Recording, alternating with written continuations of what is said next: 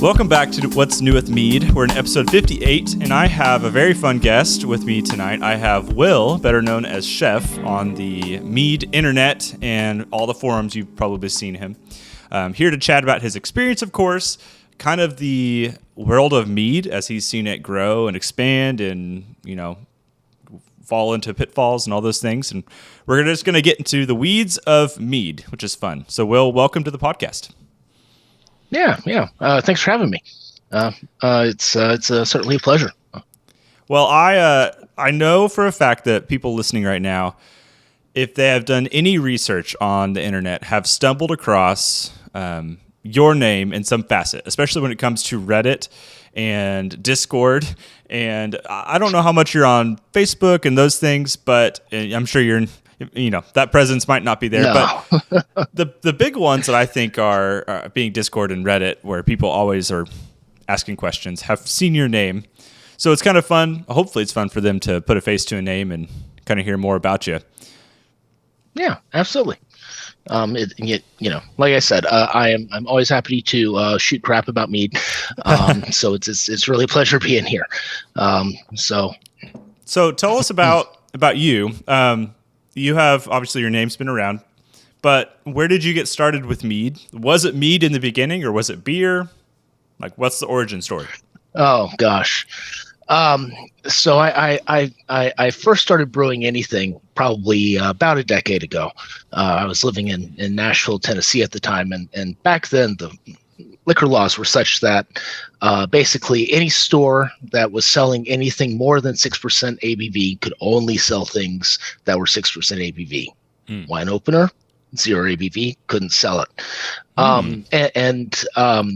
So as a result, a lot of craft beer is more than 6%. I mean, there's certainly the subset that is, in the session category, but like all the interesting stuff is 6%. And so it just never made it to Tennessee because who goes to a liquor store to buy beer?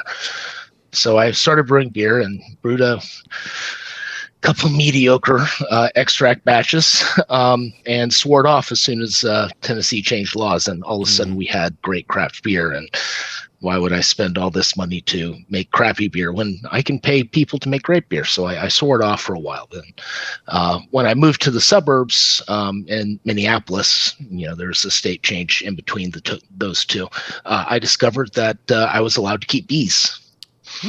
And so because I could, I decided I had to. So I started keeping bees. This would have been in 2018 or 2019, something like that. I forget which one it was, but I got a 70-pound harvest my first year, which is unusual. That's even leaving plenty for the bees, to be clear. Wow. My hive survived that winter, for the beekeepers who are listening. I was like, what the heck am I going to do with all this mead? Honey. And I was like, maybe I'll try making mead. So I did a little bit of research and fortunately landed on something with good practice, braised 1 month mead.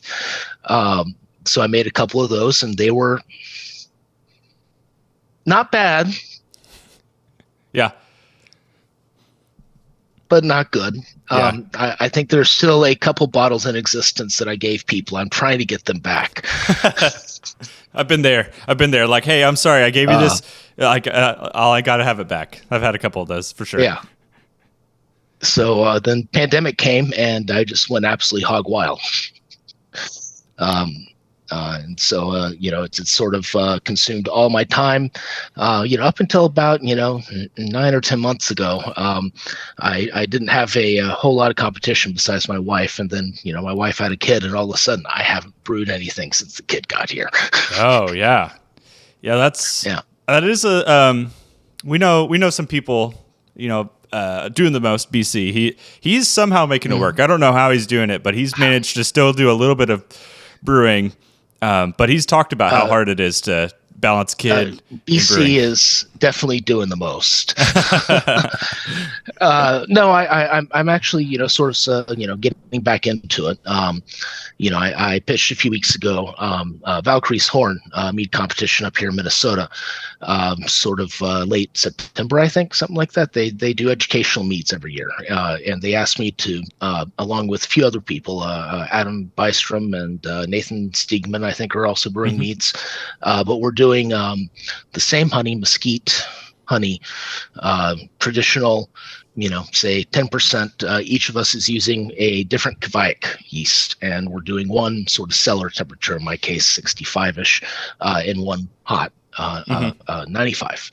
And so basically, those meads from, I think it's 4 really talented mead makers are going to be there for people who are in person at Valkyrie's Horn to taste, the differences with each yeast between, cooler and really hot ferments. That's fun. So it was a nice forcing function to sort of get back into it. So I've got big plans now. Yeah. Well, when you have a deadline like that too, it forces you, like you said, to actually do something. I go through that sometimes where I want to brew something, but I don't feel as much pressure to, because there's not a deadline. I don't have to brew it to give to somebody. And so I'm like, well, I'll put that idea off. And next thing I know, it's like 3 years later, and I'm like, oh, I never got to that. So I understand that. That's cool. I love that.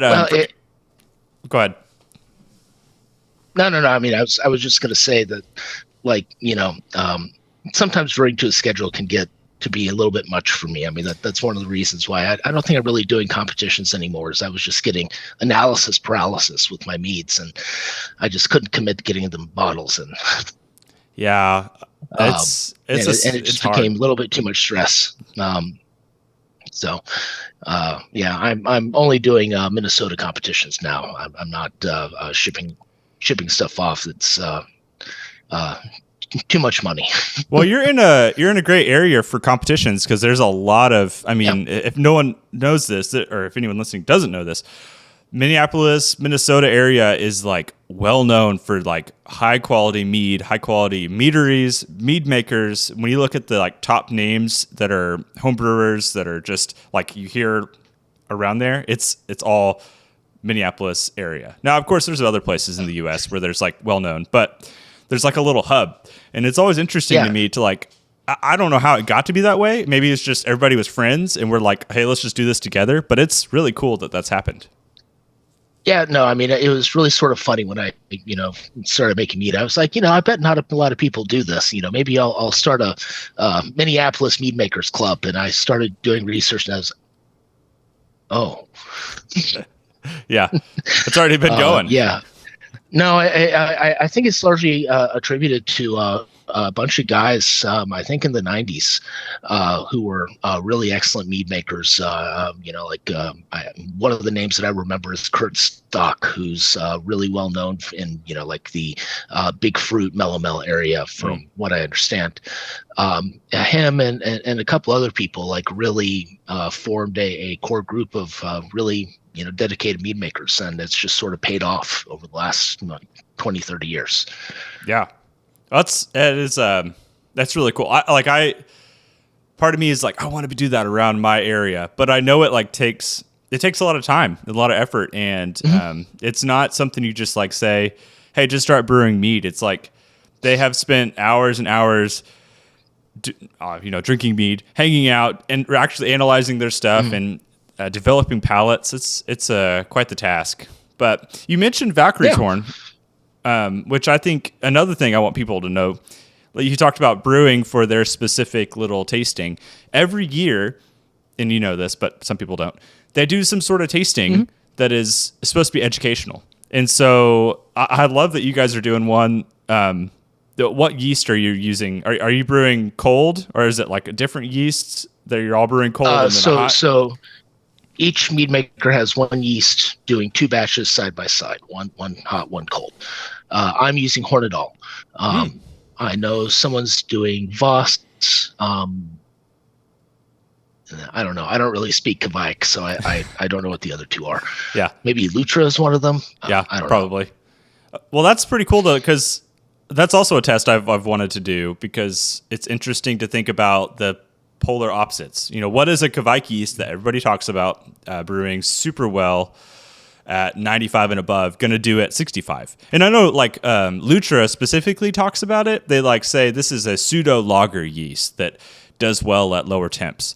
But I haven't heard the same thing for all of the other ones. So that's a fun test. Was it last year that they did the 100 traditional meads that was like varying honeys? No. I want to say that was the year that BC sponsored it. And I don't know if that was 2 years ago or 3 years ago. Yeah, I'm not sure, but that was a big one. No, so 1 year they did there were a traditionals. We had 100 different traditionals of varying varietals, and even some of them had the honey side by side that they were made with, and it was just really fascinating to go through and taste and sample all of those. And there were some of them were dry, some of them were sweet, and it was just amazing the variety of flavors that was on board. I think they had maybe 40 or 50 different varietals represented. It was just fantastic and amazing, and they're doing that again next year. So that's something to think about if you're thinking about coming up. It's really sort of a unique experience that you won't see anywhere else. And then there's another year they did. I think it was Adam Bystrom brewed hydromels with 3 different varietals of orange blossom. So California, Florida, and Mexican. And that was just another really eye-opening experience to sort of taste those 3 varietals side by side, made by the same person, same style, same everything. And it was really just sort of eye-opening how different they are.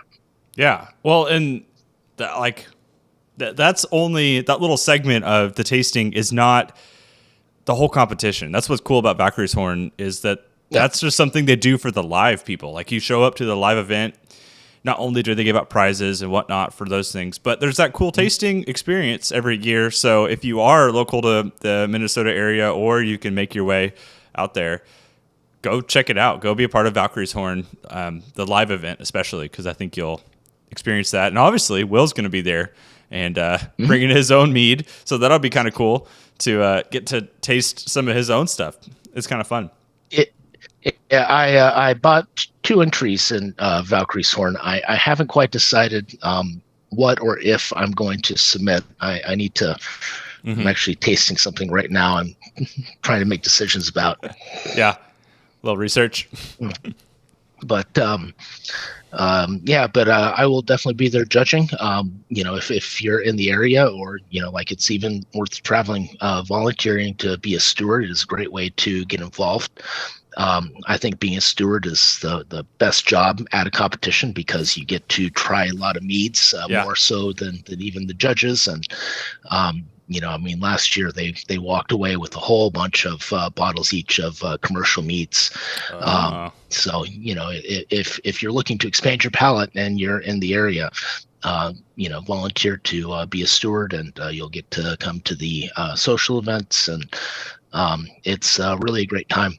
And for those who are looking to become BJCP mead judges, they also have a mead exam that's hosted by Al Boyce right before the competition. So if you're looking to get your BJCP tasting exam done, travel in. I know a couple people did it last year when I took the exam, and stay and judge Valkyrie's Horn. Yeah. Well, that's fun. Is there's so much going on with that competition. And I'm going to switch gears a little bit because, you're part of that one in a facet, but you're also a bigger part of your own competition. Like you've been really busy this past few weeks because you were part of Mead Stampede. You hung out with us and you helped judge all those meads at Mead Stampede and be a part of that event. So that was a lot of fun. And then you turned around the next weekend and you hosted another mead competition basically of your own. Called Storm Heron. Tell us about that. Yeah, so Storm Heron is a competition that a friend and I, Storm Before Dawn, on the Reddits and the Discord, awards and the things run, where each year this is the second year we've done it. We are going to be doing it again next year, but we host a competition that's a little bit different, to say the very least. Basically, we are very much BJCP. Basically, it's a panel of judges that evaluates each mead in a one-on-one single elimination tournament format. So it's me, Storm, and then a bunch of his drinking buddies. We basically judge them based on drinking pleasure. And unlike every other competition, we have no entry fee and cash prizes. So if you're in the top three, you are getting, I think it's $100, $50, and $25. And then we still have yet to award them, but we're going to be handing out a bunch of that Mead Got Robbed awards for really fantastic meads that just, should have done better than they did, but got robbed. So we're still polling judges on those, and we're thinking about doing a live stream, but we haven't decided yet. Yeah. Well, so that one especially spoke to me because I don't know if you've ever seen on my channel. I used to do these, I call them mead tournaments. And it was, I made this silly board my first year making mead, and I paired or faced 16 of my own meads against each other. And now looking back on it, this whole thing is really sad to talk about because I was by myself in a blind fashion. I'd poured all these meads, and I went through and tasted them head to head, down till I got to my best one. And I never really knew what was what until the very end. And my palate was terrible. And so it was just a total mess. And it's all on video. So if anybody wants to go back and watch this unfold, it was so silly. I did that. I did that the first year. And then I was like, okay, this is fun. I want to do it again. And so I made another board, and then I did something similar with my own meads, but brought in friends, so it wasn't just me tasting my own meads. But I've done the head-to-head thing, and it is really tough because, like you just said, you have some extra awards to give away. I'm sure there were some really fantastic meads that just maybe were not, they got stuck against that first place. And it might have been a great mead, but I guarantee that first place was just a knock it out of the park. Such a good mead. Well, I mean, honestly, just about everything that we got really knocked it out of the park. And that was the case last year too. Like, we didn't get any stinkers whatsoever. Every one was a bottle that I would have gladly purchased, at a store. So, I can't even begin to, describe how great, some of them are. And some of them are, really masterfully made meads that just, either they, got a bad roll, or, the other judges were just wrong. Oh yeah. That's a tough thing too, is like in that moment you're going, head to head, and you have to really, people have to pick and people have to vote. And I'm sure some were easy, maybe, but I'm sure there was some hard moments. I mean, there are definitely some that were tough calls, but definitely, by the end, your palate's blasted. In our case, there were some of us that are getting a little bit too drunk. One guy was sort of, couldn't drink very much, and so he was handing them off to another guy, and he was drinking, double fisting. I mean, and we wound up just being like, no, we are not doing an after party. We are not doing an after show. Last year we did one for like 2 hours, but it was just no. But this year we did separate dry and sweet, which gave dry meads a much better shake because, your palate's not blasted by the big fruit Heart of Darkness clones. Yeah. Yeah, that's the thing is I've always wanted to, in a competition setting, do well with the dry traditional. And it's really hard to do because that category, unless you have somebody who likes dry traditionals, the feedback I've always gotten from them is like, you need more honey character, or it's, does not quite sweet enough. And it's like, well, I'm a dry traditional mead right now. Like, you can't tell me it needs to be sweeter. This is the point of it. And it also leaves no room for error. Like, you're depending on your honey, and then whatever yeast character you've gotten, and hopefully some good water. And that's like your basics. And then if you don't have one of those three, nope, it's not going to happen. Yeah, no, I love dried traditionals. What I've got here is a barrel aged estate dry traditional mead that I think, I hate to admit it, probably needs some sweetness.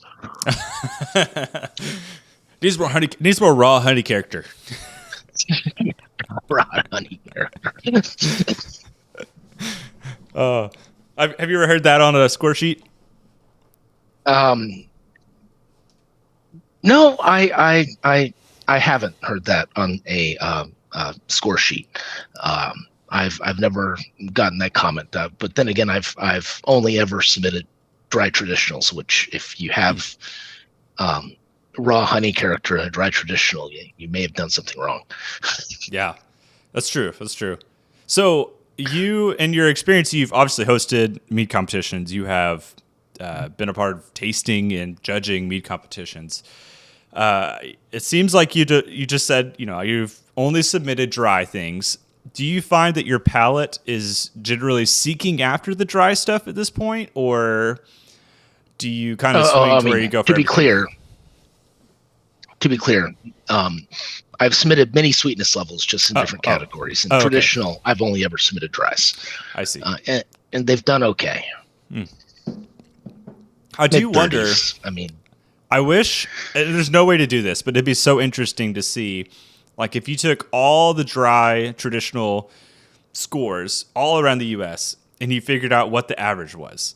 Because I have a feeling, unless you have judges who are really on it, who really like dry traditionals and understand it, they're probably not scoring in the 48, 40, upper 40s. I feel like the average score is probably lower. Yeah, no. I mean, there's regional bias. There's, people who don't like dry traditionals getting tasked to judge dry traditionals.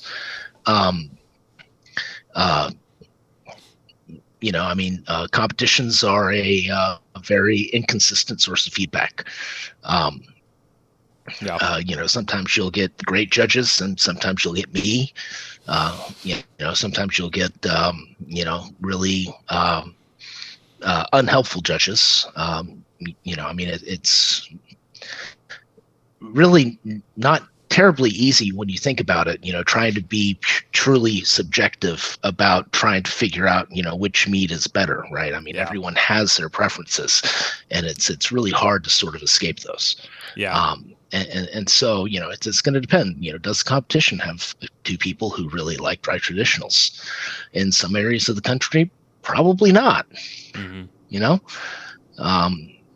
Well, and understand it too. Like, not only like it, but you have to know what you're getting into, because it's like, you can say all day, like, I like dry wine, I don't like sweet wine and stuff like that.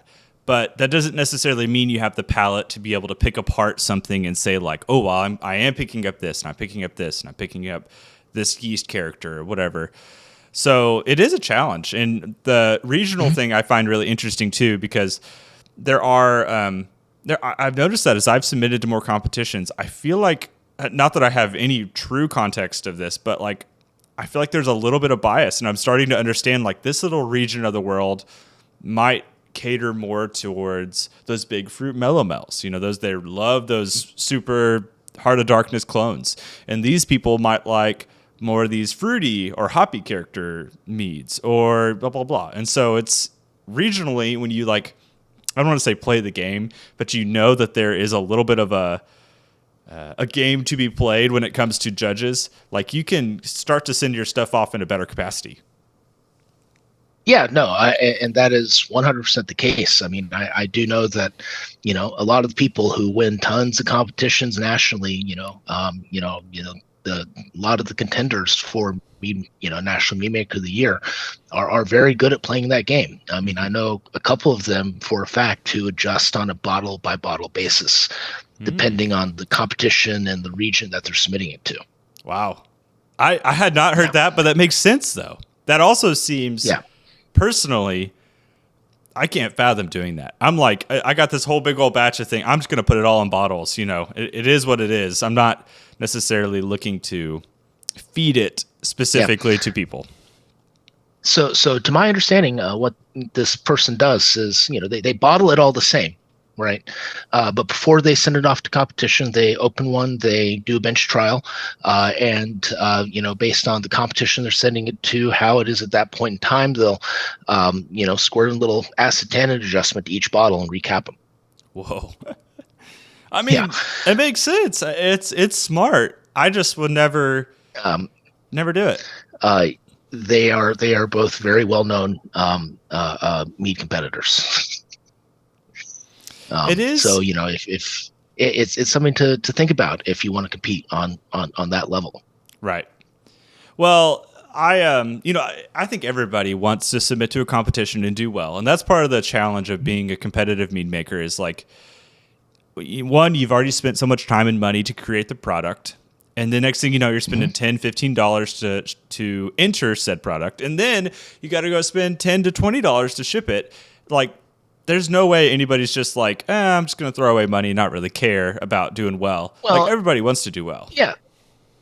And you're sending 3 bottles of your best stuff. And for some reason that I just can't even begin to fathom, right? Most competitions think that they need 3 12-ounce bottles of your mead. Yeah. And it's just, that's hard to part with, man. Yeah. 3 12-ounce bottles of my best stuff. And it's ridiculous. And I've, as I've started judging competitions, I've realized just how ridiculous it is, right? I mean, 1 bottle between 2 people. Yeah. You can make do with 200 milliliters. Right. It's fine. It's okay. And there are a couple competitions that are starting to realize that. I think Mead Stampede is one of them. I know Valkyrie's Horn is that way. I don't remember if Minnesota State Fair was or not. I don't know. But most of the competitions that I've competed in wanted 3 12-ounce bottles, and NHC a few years ago wanted 6. Oh, that one hurt. Oh my gosh.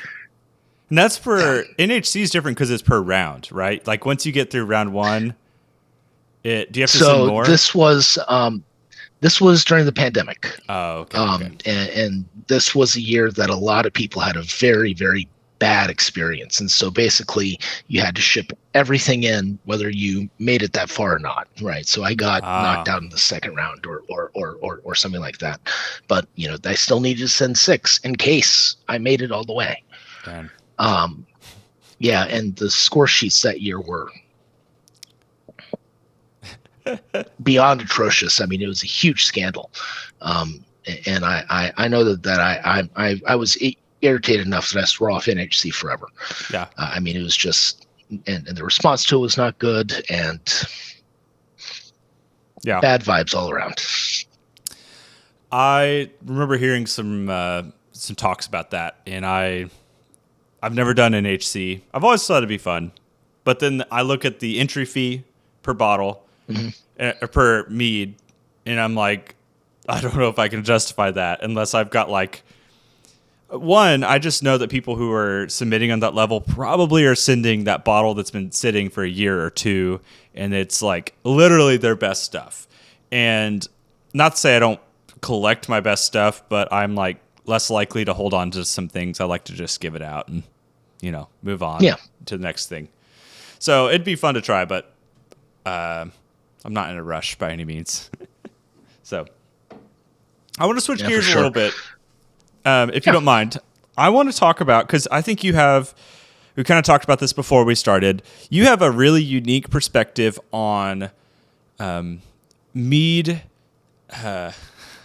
mead history, the internet mead history. I don't really know what the proper term is here, because you've been pretty integral to the development and the growth of the Mead Reddit, which we can talk about the roller coaster that's been, and where we're at currently with it, because I know there's a lot of drama with that.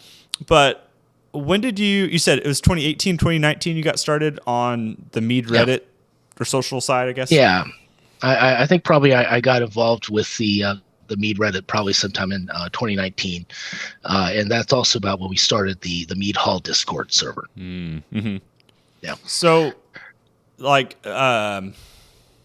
was it fast growing? Did when you started that? Because right now the Mead Reddit is like 150,000 members or something like that. I can't remember the exact number. It was it was around long before I was there. Oh, okay. Okay. I have no claim to being any sort of a developer or instigator or anything like that. I just used to be a very active member. Okay. And I now host the wiki that formerly was hosted on the Mead subreddit, but we decided to move it away from there after the recent API blackout stuff. Right. We didn't think that Reddit was the right home for it anymore. Yeah. So my question is, you have been around for a lot of the new education of Mead, the new information wave, because I feel like once the pandemic hit, like Mead was somewhat known. It was a forum-based, I don't want to say forum-based beverage, but like people knew about it, and it's grown. Well, so what I would say is this, right? Is I think that I came to the Mead making online at sort of a low point in the online presence of Mead. Right. Mm-hmm. So, since the late 1990s, the mainstay of the mead making online community has been the Got Mead forums. Right. That's run by Vicky Rowe, who's just an incredibly funny woman. I got to meet her last year at Valkyrie's Horn. She's really a lot of fun. The Got Mead forum began to decline. And the impression I get is that's sort of somewhere in like the 2015, 2016 timeframe. And basically what happened is, a lot of the big brains who used to post at Got Mead migrated to Facebook. Okay. And specifically the Modern Mead Makers Facebook group, which, hot take, trigger warning. I think that Facebook group is the worst thing that's ever happened to the science and practice of modern mead making. And that's simply because it's closed. Yeah. Right. It's not indexed, it's not searchable. And the moderation is not good. Yeah. You get banned at the drop of a hat. With no opportunity to, talk about anything. Full disclosure, I was banned. Mm-hmm. I know people who treat it as a read-only resource because they're afraid that if they disagree with the wrong person, banned. Yeah. It's not a guarantee that even if you want to be there and be a good citizen, that you can even get in. I know people who made a Facebook account to join the Modern Mead Makers Facebook group and were banned before they could even join. Right. Right. So, you had sort of this, Reddit wasn't great at the time. There weren't as many people posting to Got Mead, which, I think forums are the best medium for this kind of online discussion, but that's just, that's you've hit a couple, 10 years ago, not today. You've hit a couple topics there that I find really, I do feel passionate about. And one of those is Facebook. I've myself have experienced the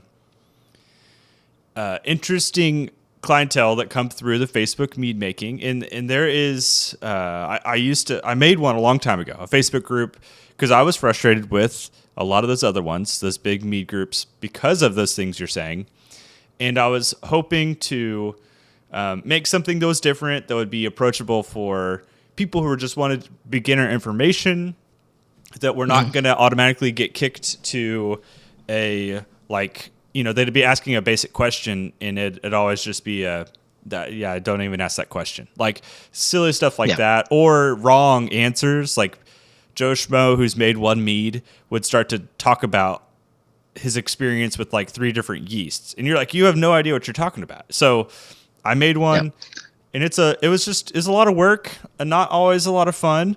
So I understand that there's struggle there, but the Facebook mead making groups are, it's a tough place to be in. Let me tell you the fundamental problem that Facebook groups in general have. I mean, this is not unique to mead making. It's Facebook groups in general. There's no downvote button. Yeah. Right. It's true. There's no downvote button. Right. There's no, I mean, like, you can, I guess, put the angry face emoji, right? But that doesn't really influence, I think, the sorting of the comments or the visibility of the comments or things like that. And that's one of the things that I like about Reddit is, for the most part, it's self-moderating. I mean, I'm not a moderator, but I communicate with them, or used to, very closely. There wasn't much they had to do. And like when the kooks showed up and they're like, the chemicals and the raisins are nutrients, right? I mean, they just got downvoted into oblivion and their comments get hidden. Right. Where then on Facebook, it's harder to combat misinformation. Yeah. Right. And that, I tried, being online, in the Facebook main Mead group, and it's just, it's frustrating because it's hard to combat misinformation. Yeah. And so, I think that the decline of the Mead subreddit, which is definitely occurring. I mean, like, quite a lot of the high activity posters there aren't anymore. Right. After the API protests. I mean, I know I'm one of them. I used to do all my browsing on mobile, and now I can only do it on my computer because their map is crap, and so I only use my computer when I'm working. So. Right. I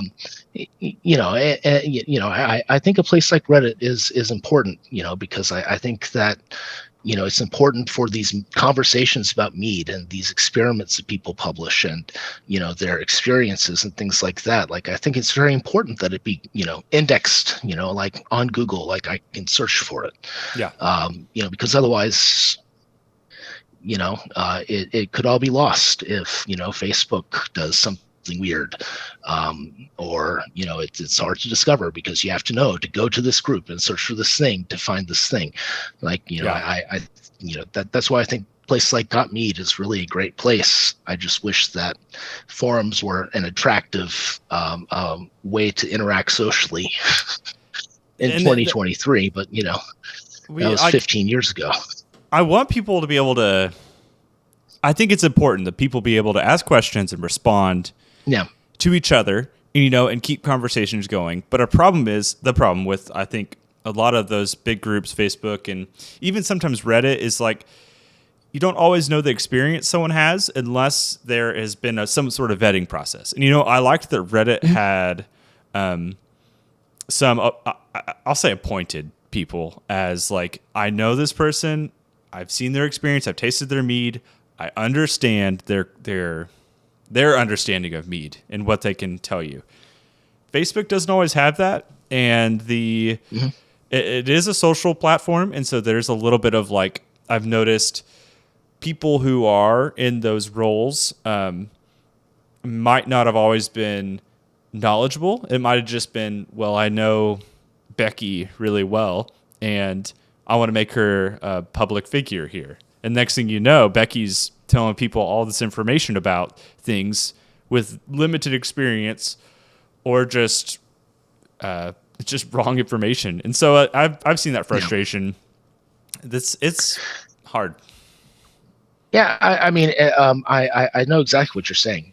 So you're right. Reddit, had verified masters and verified experts, and that came about because you used to be able to self-assign yourself as expert or master or something like that. And we had people who were coming in giving, no, you're not a master. No. And so they locked that down and sort of arbitrarily assigned people,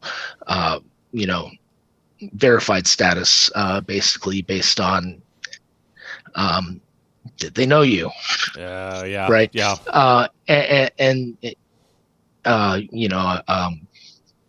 Basically that came about, a few of us active members had a schism from the Mead subreddit a couple years ago. We went off and we were like, we're going to go form our own mead making subreddit with blackjack and hookers, and it'll be great.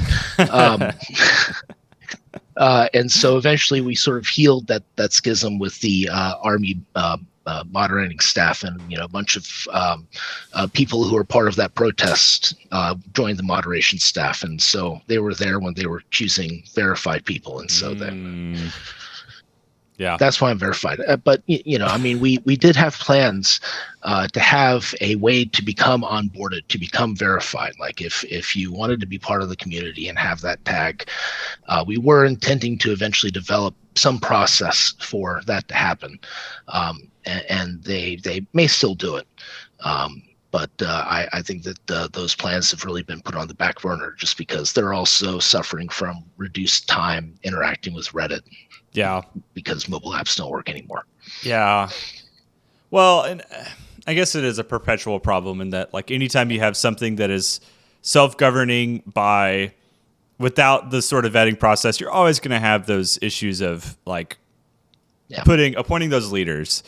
But I will say, when I got on the Reddit and I would talk to people, I never, like, especially when it came to those people who had the big titles, there are very few times, if at all, that I was looking at information said by somebody and I was like in complete disbelief to what they were saying. Now, I'm sure there's a situation, I could be missing something, but for the most part, I remember being understanding of what they were saying or being trusting of their advice. And I think that's important too. It's not always the same thing when you go to other platforms.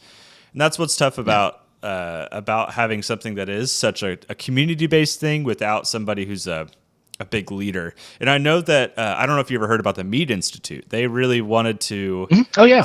They wanted to, I think, fix that problem. From what I gather, they were trying to really create those standards, put some people up top to say, here's good mead, here's good practice, here's this and that. And I don't really know where they're at this point with it, but it seems like we might be getting there in the future. Yeah, no, I mean, the Mead Institute, I think what they're doing is fantastic. That's started by a whole bunch of luminaries. I know Carvin Wilson's there, Ken Schramm's there, a couple other big names that are escaping me now, but they're sort of looking to become, the equivalent to whatever, the wine world has that does sommelier stuff and whatever. Is sort of determine or devise quality standards for mead. Yeah. And I think it's really cool. I mean, I think it's mostly directed at commercial producers. So you can go there and you can sign up for a membership, and I think the lowest option is like $150 a year or something like that. And they have a tasting note sheet, which is kind of like a score sheet, just without a bunch of the check boxes. And they've got a tasting wheel, I think, that you get if you join as a member, or it may be publicly available. I'm not sure. Yeah. But I'm sure there's going to be more content in the future. I think that's actually a really exciting endeavor. Well, I interviewed them pretty early on as kind of supporting them, and I still do support them. They were curious to chat with me, and they wanted to have an outlet to be able to get their name out there more. And so I got to chat with them at the early stages of their process, and I feel like I don't want to say they've changed courses, but I think they maybe got more direct with how they want to do it, which I think is good, because at the beginning it was a little bit broad, and now they're kind of going, okay, well, let's actually center. And you talked about they're aiming towards commercial mead makers mostly, because the home mead maker side is the Wild West, and there's no laws, and I think that's important because you want people to be creative and try things. But as we've mentioned, then you get on the Wild West of mead makers hopping on and giving advice that might be bad practice. You have that kind of issue. So let's talk about Reddit a little bit, because that's your main, and the Mead Hall Discord, because that's your two main avenues. What are some things you've seen over the past couple of years change with the Mead social side? Have you noticed more questions in regards to maybe some avenues of mead making? Have you noticed the same questions over time? Is there any common theme? I guess that's my big one. Well, one thing that I feel compelled to mention is it's quite clear that Lactamal as a style is really up and coming and becoming more and more popular every day. And It is. It everyone is. should try to make a Lactamel and submit it to Mead Stampede next year for the second annual Sean Ross Award for Excellence in Lactamel. We awarded the first one this year at Who Mead did we Stampede. award it to? I can't remember. Who did we award that to? We awarded the Sean Bross Award for Excellence in Lactamel to Sean Bross for horchata Lactamel. It was absolutely fantastic. That thing was fantastic. It was so good. I mean, she's one hell of a mead maker. I mean, she's a friend of mine, and she is really good. I've never had anything of hers that is remotely bad. Right. She even had a let's see here. Last year, she sent sort of in the side channel Mead Stampede let's see here, Sean's Ancient Orange Lacto Bracket, which actually received a 51. We filled out score sheets, just as practice. That was a controversial one. People were mad about the score sheet of that one. I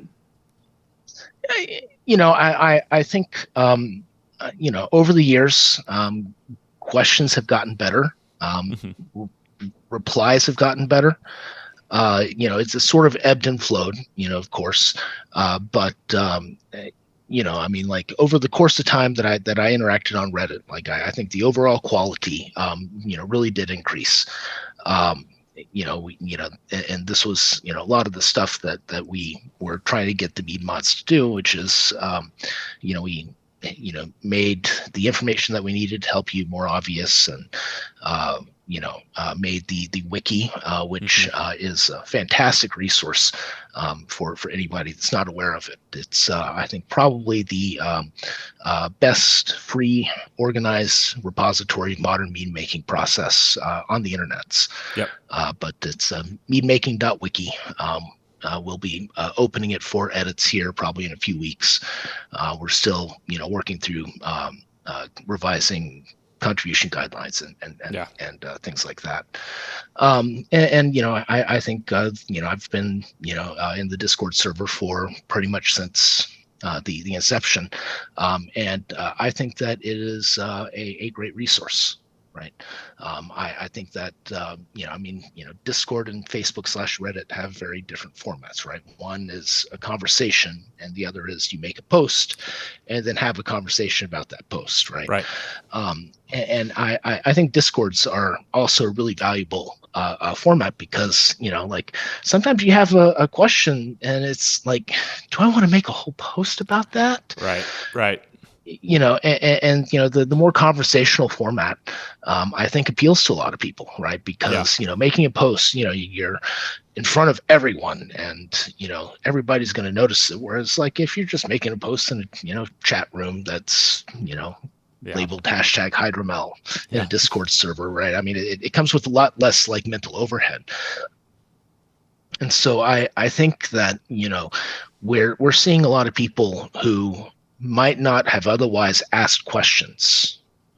Ask those questions in the Discord format because it comes with less overhead. It's just the people, at that time who are really going to be seeing, the interaction. And so I feel like people who are more like myself, very introverted,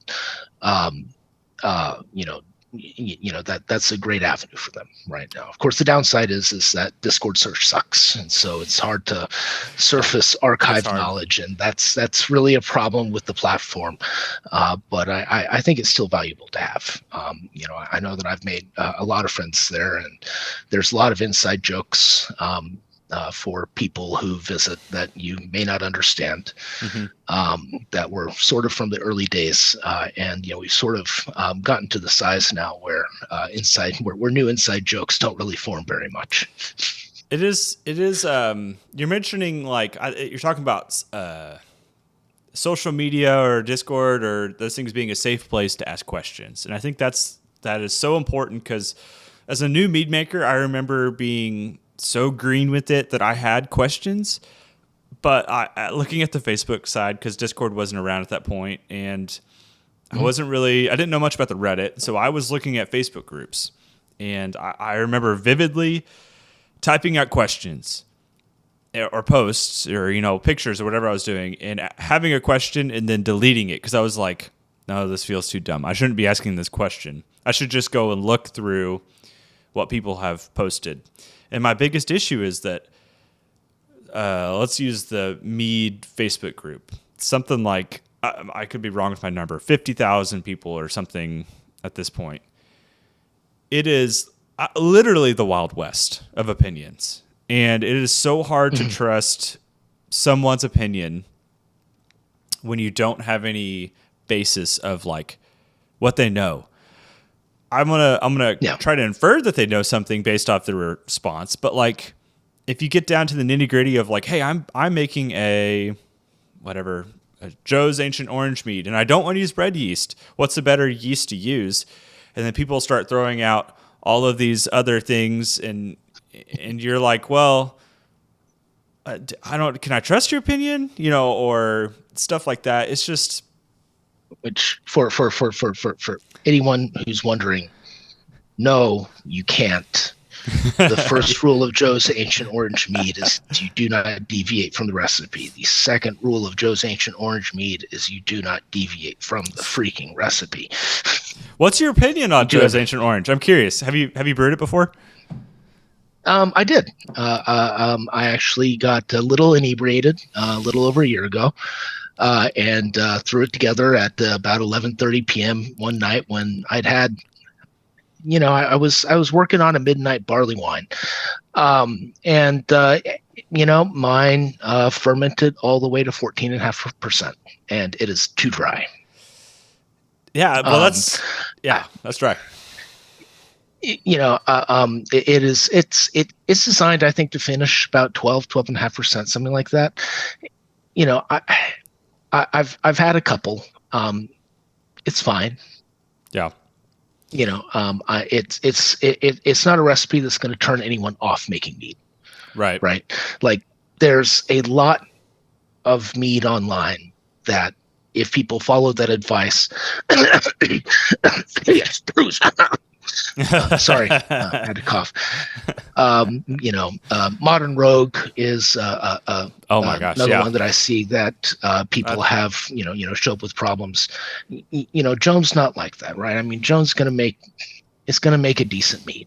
And I was sort of thinking that it might be a fun project to really dial in Joan, right? Buy a whole bunch of the same honey and the same yeast and really dial that sucker in with the right orange varietal and the right raisin varietal and the right this and that. Maybe use Zinfandel grape skins or something instead of raisins. And, with the goal of like winning placing at Mazer with it or something. I think that'd be a fun project. It's fine. It doesn't offend me, right? I mean, it's a whole lot of awful practice that you do it all at the same time, and it works out to make something that's drinkable. Now, I can taste the pith, and I don't like the pith, which is why it needs to be so sweet. And I'm sensitive to pith, though, and I'm sure with some varieties of orange, the pith flavor may not be quite so pronounced, but I think you can do much better. Right, using modern methods, but for something that for somebody to try their first time, I can't complain too much. It's not going to turn them off making mead. I find it interesting that because when I started, the only big base recipes that I remember seeing where this was 6 years ago now, where Joe's Ancient Orange, Bray's 1 month mead. And like not really the Viking blood style, not necessarily a recipe, but like the idea of the Viking blood. People were really into that. Yeah. Other than that, there have been no other, I feel like, true named meads. Like those have, BOMM, BOMM, Bray's 1 month mead, JAOM. Like you don't have that anymore nowadays, and I think that's interesting that we don't have any new, really big, like I don't want to say acronymed meads, but like mead standard recipe that every beginner knows about. And I guess it's just been the growth of mead and the fact that like there's so much of it happening now. I also think there's a new layer of bean makers who don't want to brew the exact same thing that you've already brewed, even if it comes down to like some people feel inspired by a recipe, but others are like, oh, it's already been done. I want to do something that is maybe an offshoot, but not exactly the same thing. It's a new as a content creator, it's a little frustrating because I'm like I've trialed this recipe. I know it's good. Just try it, you know. But then it's also inspiring because I want people to feel that freedom to like do their own thing and create their own new recipe. But for there never to be a new acronymed recipe is odd. You know, I don't know, for something like that, it's really going to be community dependent. Yeah. Right. You know, I mean, I think a big difference between now and, I mean, the mid 20 teens, is that I think that the mead making community is more fractured than it was back then. Right. And you know, that's, I think, about where Bomb came out. I think, what isn't it, like, I don't know, 2015, 2016, something like that. I don't know. Might have been a little bit earlier. Don't quote me on that. It is definitely more fractured for sure. Yeah. And so, you know, Jome, I think, was like 2005, something like that was when that recipe came out at Got Mead forums. You know, it was a different time, and it was easier for recipes to sort of become community mainstays, right? Yeah. So if you contrast that with, say, the home distilling community, right? If you go look at they are really sort of centered around homedistiller.org, right? I mean, they're, you know, they've still got their Got Mead equivalent where everybody who's everybody, you know, posts there is, you know, they have lots and lots and lots of named recipes because they're a what do you call it? A centralized community that has a very long history. And I'm sure Got Mead had its own, you know, like community recipes that everyone knew the name, right? So, for example, lots of people at Reddit know what Heartbound is, right? So, Heartbound is a hibiscus metheglin that is made with orange blossom honey. The recipe's by Travis Blount Elliott, who goes by Bala I know that guy's name. Bustrius. Yeah. Okay. Yeah. So he's the guy who wrote the Advanced Nutrients in Mead Making white paper. Okay. And also wrote most of the Mead subreddit wiki. He's a really bright guy. But you know, that's sort of a Reddit community recipe that everyone knows about, right? And I'm sure if you go to the Modern Mead Makers Facebook group, then Carvin's lime hydromel is going to be well known, right? Yeah. So, you know, I think each community is going to have one, but I'm not sure that we're ever going to have something where every community is going to say, I know what that is. I think we're too. I think that we're too fractured. Well, yeah, and I'm not going to sit here and say I'm not selfishly complaining a little bit, because as I spend so much time on recipes, I'd love for somebody to look at a recipe and go like, ooh, that's a great way to do that. So there's a little bit of selfishness within what I'm saying. But I just also find it interesting that like that is the state of the mead community, is as you grow, I think as any community grows, the days of being a close-knit small town, so to speak, it's the small town to large city kind of style. Suddenly people don't know each other. Suddenly people, you have lots of characters, people who know things and a lot of people who don't know things, who say a lot. And so it becomes tough to really manage that and to continue to push out those standards. And I do love that, like, at the core of Reddit, what I think the start of it was meant to be, and Got Mead, of course, too, it was supposed to be a safe place for people to ask questions and to like get good advice. And I think that there's still a way to do that. I know you guys are starting to do some new stuff with the Mead Making Wiki. And I want to make sure and plug that for people who are listening, because we don't know what's going to happen necessarily with the Mead Reddit. It's still running right now somewhat, but who knows in a year if it's still going to be around. All of that information you guys have created or got put together, so to speak, is over on the Mead Making Wiki as well. And so is there a forum element to the Mead Making Wiki, or is it just information? Right now it's just a wiki, and right now it's not even a wiki. I mean, you can't edit it, just because we haven't opened yet for the floodgates. We we had, the idea from inception of the idea to having it hosted was approximately 6 hours. And it was basically during the Reddit blackout, we realized that blacking out the wiki meant that, blacking out the subreddit meant that the wiki was no longer available. And we got lots of messages about that. So we're like, oh, well, let's go ahead and move the wiki to a, home that is not locked behind Reddit. So it's hosted. I'm hosting it on my mail server, to be honest.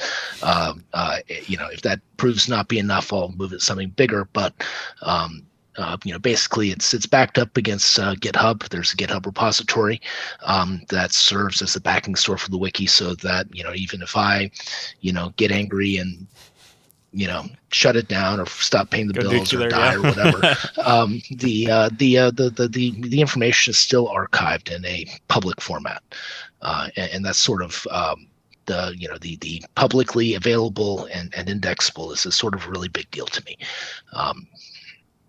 So and the other thing I think any community needs is downvotes. I think you have to, you can't all be positive. Not everything in life is positive. It's a very naive way to think that the only thing you'll ever receive is positive feedback, or just anything like that. So, but one thing I love about, as I've got to know you, I want to share a quick story because last year I got to spend a lot of time around you with Mead Stampede, and my story starts there. But this year was a lot of fun. I'm going to work my way backwards from getting to just kind of taste meads together and do that to standing outside of a car while Texas Longhouse Mead was underneath it trying to rapidly fix it so we could go and drink some beers at a bar. We just had a lot of great conversations, and one of my favorite moments, and I think you're just a really nice guy, and I meant it wholeheartedly when I said it, but I think I remember tasting, we were judging together, and I had heard your name. I knew about you, and I was getting to know you. And so we're tasting through meads for Mead Stampede, and we were like getting equivalent scores and having similar tasting notes. And I still feel very green when it comes to mead tasting, even though I've probably consumed like 10,000 gallons at this point. I should be better at it. But I felt like I was tracking with you and getting some of the similar notes. And I remember saying to you, like, I'm proud of myself for like sticking with you because I knew you had a great palate. And you're like, you're just a nice guy and you like brushed it off. But I think it's so true that you have been not only influential for the growth of a lot of the mead sphere when it comes to internet information, but also just like a invaluable source for information for me. And so I hope that you know that everything I've heard you say, all the advice is like I've heard, and there are maybe hundreds of thousands of people at this point who have read your posts who have been inspired. So if there's anything that gives you desire to keep going, just know that you are making it a difference every day with your information. Yeah, I enjoy educating. It's a lot of fun. In fact, I think, if memory serves, I think I sent you one or two condescending DMs a few years ago on Reddit. I'm that's all right though. Yeah, no, I definitely play an ass online. I'm a massive troll online. People are usually surprised to meet me in person and discover that I'm only a little bit of a troll in person. Well, internet personalities can be be tough because it's hard to read people's real personalities through a screen or through a text. Yeah. Yeah. So I just turned mine up to 11. That's okay though. That's okay though. So I want Hmm. I want to make sure we plug a couple things because Hmm. you are at the core of many things that we've talked about tonight, but specifically the Storm Heron Mead competition. That is Hmm. something that is now going to be in year 3 next year. So if people are Yep. interested in brewing for that, you should start now. It is a lot of high Yeah. quality mead makers, but it is also a lot of fun. And you mentioned that there was going to be some extra award stuff. I don't know what the timeline looks like for that, but what were you Um, doing with y- that? yeah. So Storm and I are still talking about it. This year, one of the new things that we did, because last year, the first year that we did it, you know, like, you know, there were so many meads that were so deserving, but Mm, just because of the format, got a bad pairing, right? right. Or, had judges that were wrong. Um, and we wanted to recognize that, right? Because, last year, the winner of the competition, went against a mead that really should have either won, in my opinion, or been second place in the very first round, right? And so Yeah. that particular mead, I've actually got a bottle of it right there still. That particular mead really deserved a, you got robbed, man. Yeah. So basically, this year we're letting each judge nominate a mead that they felt got robbed, Okay. and that person's going to get the equivalent of third place, a $25 cash prize. Cool. We're doing that to sort of, like take the sting a little bit out of maybe our unique format Yeah. being easy to get knocked out easy. And so we had intended to do that during the after show last year. We had like a 2-hour after party that we streamed it. So we were planning on doing that this year, but for various reasons, at the end we were just done. For So various we're still reasons. talking about for various reasons. So we're talking about how we want to do that. We've got enough bottles of enough of the meads that are going to get those awards left over that we could possibly do a stream where we taste them and talk about them and give out the recognition that those folks deserve. And I'm not sure how much their interest is in that. If not, we're just going to send a mail out to the entrants probably later this week if we decide not to do a stream. Yeah. Well, so Storm Heron is, I mean, obviously there's a lot happening with this past year, but Storm Heron will Yeah, happen next year. I'm assuming at it least. will. I don't want to, okay. Yes. Um, if Yeah, you want, yeah. if, We're going to be changing a few things, but okay. we may split out a couple more brackets, but it's still going to be the same idea. It's still going to be no entry fee, cash prizes. Entries are judged on drinking pleasure Yeah. and not BJCP guidelines. I think that's fun. I think that's unique too, because it's Mhm. it's just different contest to just, Yeah.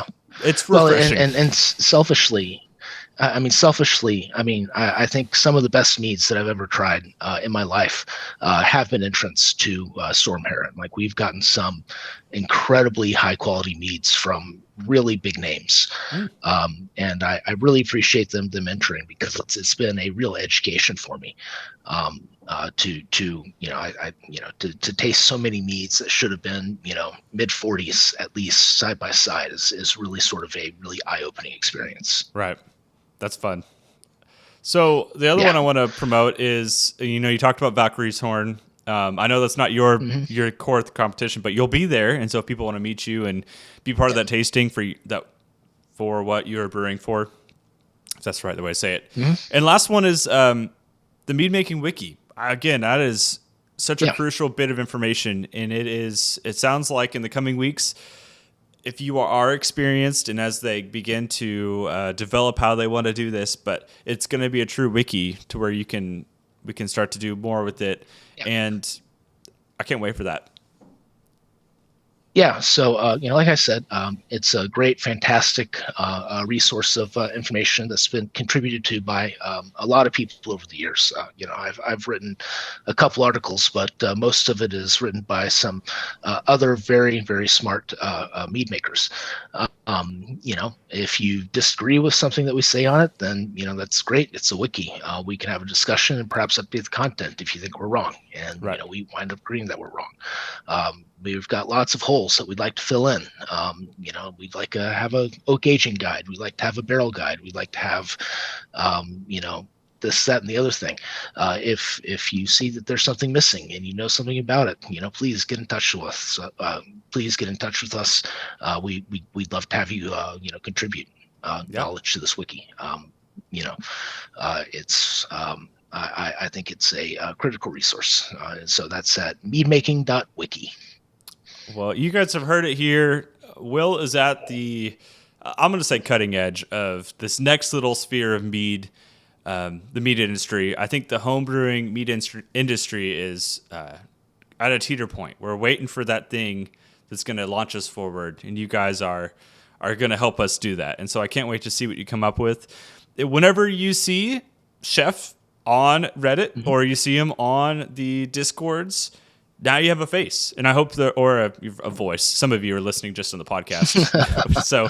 But you have someone you can see, and I hope you've heard from him, and you should have trusted him before, but now you have no reason not to trust his opinion at this point. Yeah. So Well, thank you for your time. I really appreciate you stopping by and just let me kind of pick your brain. It's been a lot of fun. Yeah, anytime. Just let me know, and I'll be here. Yeah. So if you would like to go support all those things, I'll try and put some links down below. But if you'd like to pick his brain, again, you know where to find him. And I have a feeling this is not our last conversation, especially because Mead Stampede's going to happen again next year. So, I mean, we're going to chat a lot more there, but maybe more here in the future too. Mead Stampede is really a highlight of my year. I mean, it's really a great time. And it's really nice to see everybody, to taste everybody's meads. It's really a great experience. I'm glad you're putting it on. Just maybe not in the middle of summer. I don't know how much change. We'll have to petition. We'll see. But all right. Well, it's real hot. It is real hot. Yeah. It's also Oklahoma, so you're stuck with just bad weather. That's just what we do here. We're used to it. So, all right. Well, check out the links below. Thank you, Will, for hanging out, and I hope that we can chat again in the future. Yeah. And if folks are in your Discord and have questions for me, I don't really read it, but I will come if summoned. So please, anybody, feel free to tag me. Yeah. And I will see it and respond. I'll give an award for the first person after they listen to this podcast to tag Chef. How about that? We'll give something in the Discord. So have fun with that. All right, man. Like a plan. All right. Cheers, and we'll chat again. Absolutely. Talk to you later.